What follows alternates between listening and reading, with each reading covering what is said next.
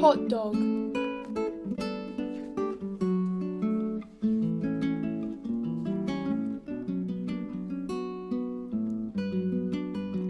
Hot dog was a city dog. He liked the smells of the city. He liked the noise of the city. He liked the hustle and the bustle. He was rough. He was tough. He didn't walk around at the end of a lead. Not for him. The daily run in the park. Not for him. The cute little tricks. Sit up. Shake hands. Roll over. I wag my tail for no one, said Hot Dog to his friends Pooch and Mooch.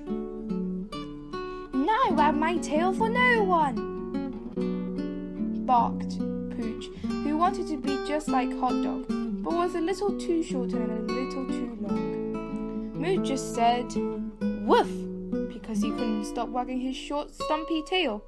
It wagged all the time.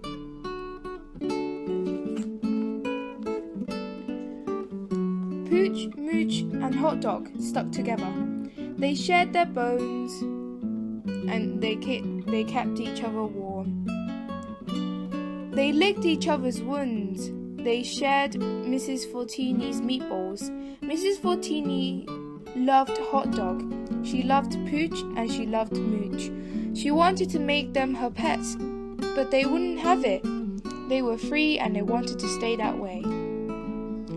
If this is a dog life, then it's a dog life for me, said Hot Dog. Woof! And me, barked Pooch. Then something happened which changed everything. It was a cold, wet winter morning. Mrs. Fortini was just putting out a bowl of hot meatballs for her Poochy pals.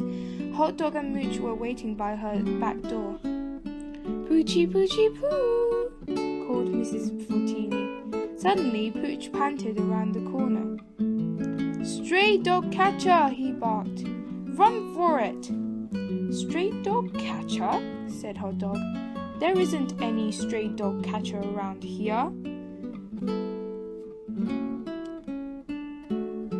Oh, yes, there is, puffed Pooch. And here he is. A van screeched around the corner. A man with a mean, pointy face jumped out. You mangy mutts! I'll get you scruffy dogs off our streets, or my name isn't Mr. Snatcher, the stray dog catcher. Hot Dog and Pooch and Mooch ran. Snatcher ran after them. Run, Hot Dog, run! Cried Mrs. Fortini. There is no escape from Mr. Snatcher, the stray dog catcher, cried Snatcher. That's what he thinks. Woof! Barked Hot Dog. Follow me, Bow Wows. Let's show this Snatcher a few sights of the city. They raced through the market stalls. They streaked through a park. They darted through the traffic. They dashed down dark alleys. They zoomed in and out of building sites. They ran in and out of restaurants.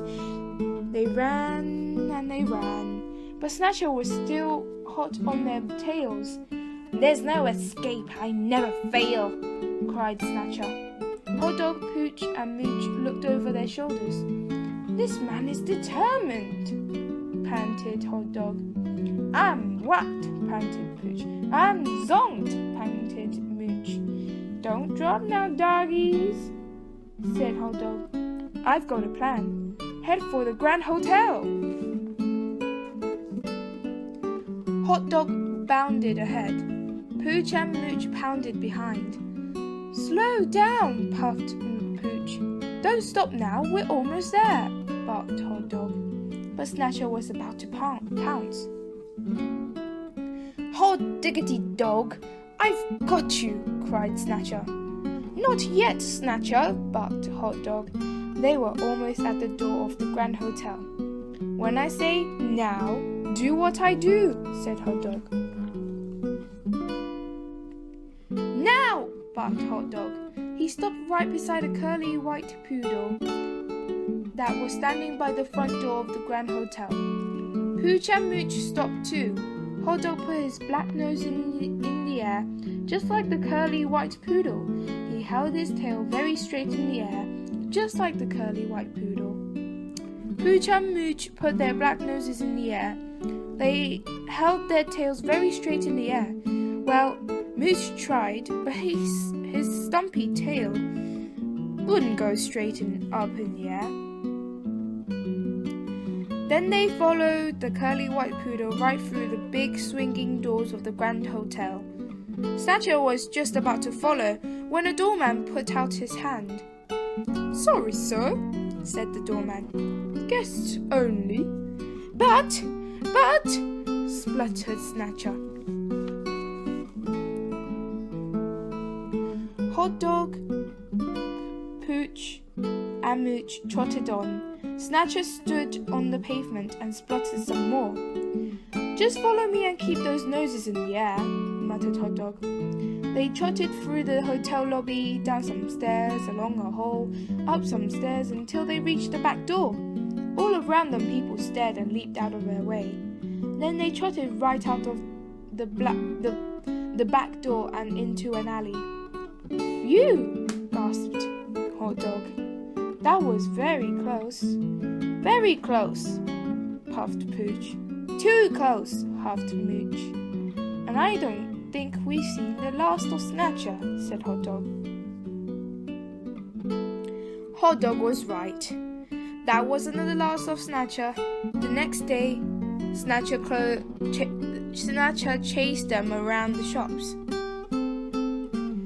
And the day after that, he chased them around a fairground. And the day after that, he chased them around the museum. "I'll never give up, you horrible hounds," he cried. Hot Dog was getting thinner and thinner. Pooch was getting thinner and thinner, and Mooch's tail had stopped wagging. The only thing that kept them going was Mrs. Fortini's meatballs. "My poor doggies," she cried. "Mr. Snatcher is a very bad man.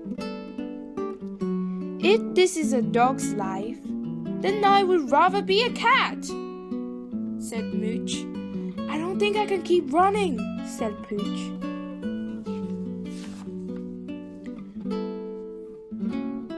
"We can't give up," said Hot Dog.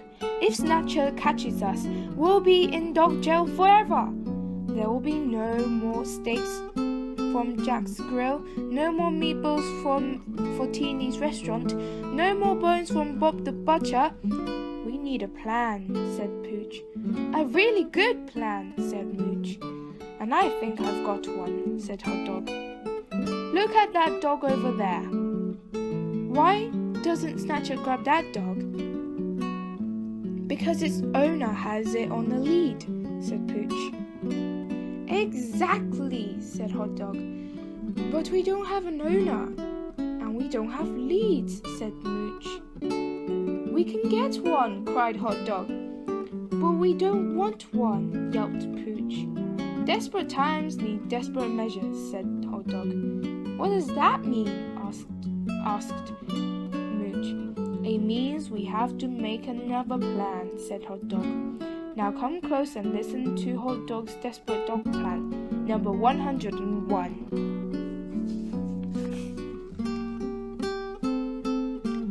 Their plan was ready. Hot Dog, Pooch, and Mooch were just about to tuck into a big bone from Bob the Butcher's dustbin when Snatcher leaped out. "Gotcha, you beastly bow-wows!" Hot Dog barked. In a flash, Hot Dog, Pooch, and Mooch dashed down the road. Snatcher dashed down the road behind them. "It's time to put our plan into action," barked Hot Dog. "Fortini's is just ahead." "Here we come, Mrs. Fortini," they all barked together.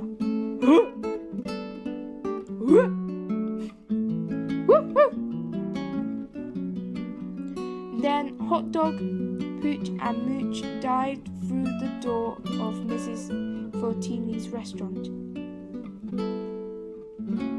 Moments later, they all came out again. Each was at the end of a lead, and the lead was held by Mrs. Fortini. Snatcher skidded to the hold. "What on earth?" he spluttered. "Excuse me while I take my little bow wows for a walk," smiled Mrs. Fortini.